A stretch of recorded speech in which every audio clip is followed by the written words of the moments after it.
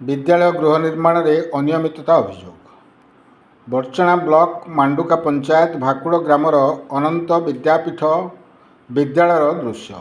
विद्यालय एक नूतन गृह निर्माण कार्य चालू रही।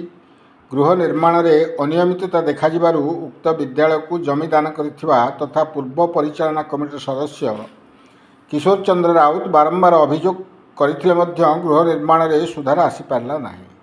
तेणु ग्रामर अन्य मुरबी मानक से ठिकादार को प्रकल्पर एस्टिमेट कपि मागिले हेले संपृक्त ठिकादार तथ्य देवा बदल में 10,000 टंका जाची मुह बंद करने को प्रचेषा करथिबा अभियोग करा जायछि। एतद् व्यतीत जिला प्रशासन निकट में अभियोग करथिले मध्य कौनसी फल मिला नहीं।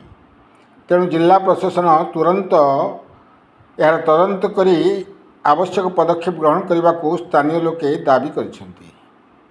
बरचणारू ध्रुवचरण साहू रिपोर्ट, क्रांतिधारा प्लस।